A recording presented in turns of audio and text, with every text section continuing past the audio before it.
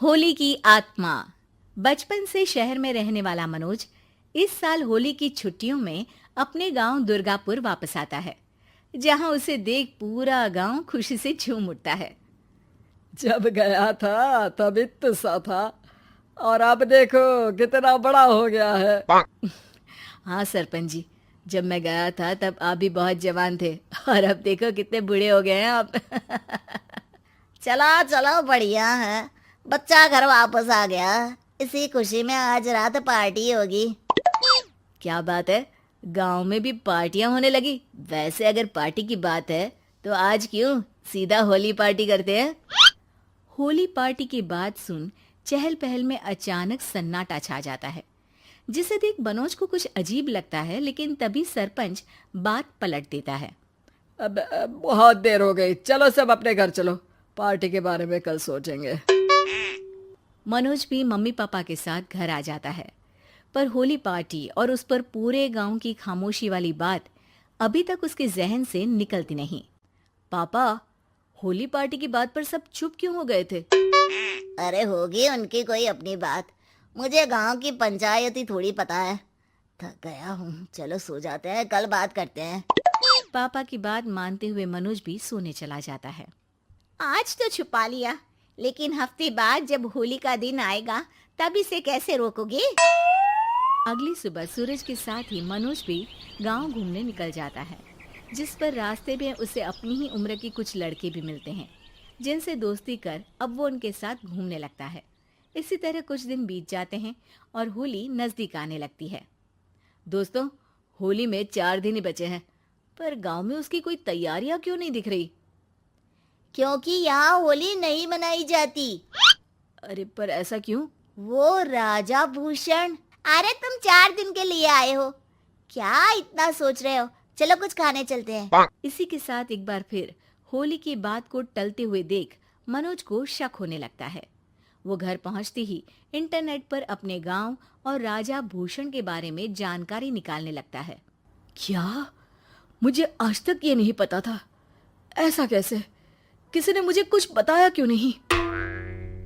सारी जानकारी लेने के बाद मनोज गांव वालों या अपने मम्मी पापा से कुछ पूछे बिना खुद ही उसकी सच्चाई के बारे में छानबीन करने लगता है, जिसके चलते वो राजा भूषण की हवेली में पहुंचता है।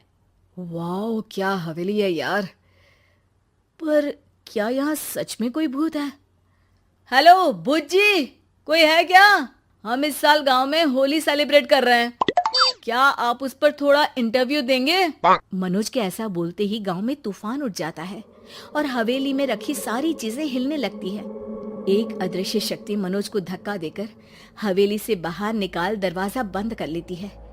ये सब देख मनोज हैरान रह जाता है। क्या अभी मुझे हवा ने धक्का देकर बाहर निकाल दिया? मेरे होते हुए इस गांव में कभी होली नहीं मन सकती, इसलिए दोबारा ऐसी कोशिश भी मत करना, अंजाम बुरा होगा। आवाज सुन मनोज हैरानी से इधर उधर देखने लगता है, पर उसे कोई दिखाई नहीं देता। वो गांव वापस आ जाता है, जहां तूफान की वजह से सब कुछ तहस महस हो चुका होता है। आखिर ये तूफान आया कैसे? ना ऐसा कोई मौसम था और ना ही हमने होली का त्योहार मनाने की बात की थी। सरपंच की बात पर कोई रिएक्शन दिए बिना मनोज चुपचाप अपने घर चला जाता है। इस तरह देखते ही देखते होली का दिन भी आ जाता है और मनोज रंग लेकर गांव में निकल जाता है, लेकिन गांव पूरी तरह खाली होता है। अरे त्योहार का दिन है, धूमधाम की जगह मातम क्यों मनाया हुआ है? मनोज की आवाज सुन सब अपने घर की खिड़कियां खोल के घर के अंदर से ही उसे वापस जाने के लिए कहने लगते हैं, पर वो किसी की नहीं सुनता। तुझे पहले भी समझाया था, अगर होली खेलने की कोशिश भी की तो अच्छा नहीं होगा। अरे बात मान लो बेटा, तुम्हें सच नहीं पता। मुझे सब पता है। सालों पहले इस राजा ने एक अंधविश्वास फैलाया और आप लोग आज तक उसे मानते आ रहे हो। अरे बेटा, जब तुम पैदा भी नहीं हुए थे उससे भी बहुत पहले से इस गांव पर होली का श्राप है। अगर गांव में होली का त्योहार मनाया जाता है तो प्रलय आना पक्की बात होती है। राजा भूषण इस सब में नहीं मानते थे और त्योहार मनाने लगे, जिसके चलते होली वाले ही दिन पहले उनके बेटे की और फिर उनकी मृत्यु हो गई।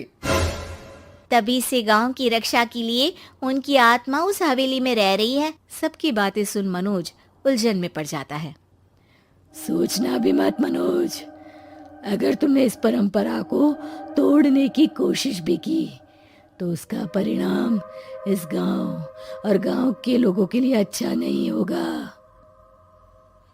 मुझे भी यकीन नहीं हो रहा कि आप लोग एक बेतुकी बात को मानकर सालों से रंगों के त्योहार को मातम की तरह मनाते आ रहे हो। मनोज किसी की कोई बात ना मानते हुए पूरे गांव में रंग बिखेर देता है, जिसके तुरंत बाद वहां तूफान के साथ बिजलियां गरजने लगती है। अचानक मौसम में ऐसा बदलाव देख जहां मनोज कंफ्यूजन में आ जाता है, वहीं गांव वाले डर से सहम जाते हैं।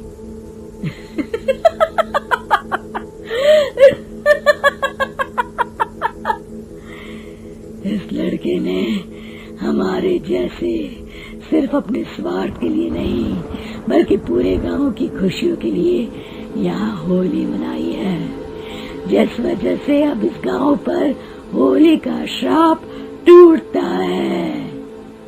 ऐसा बोलकर राजा का भूत वहां से गायब हो जाता है, जिसके बाद गांव के लोग धूमधाम से होली मनाते हैं। खुशियों के रंग गांव में बिखरे ही होते हैं कि अगली सुबह अचानक मनोज कहीं गायब हो जाता है और एक बार फिर गांव में होली का नया राज शुरू हो जाता है।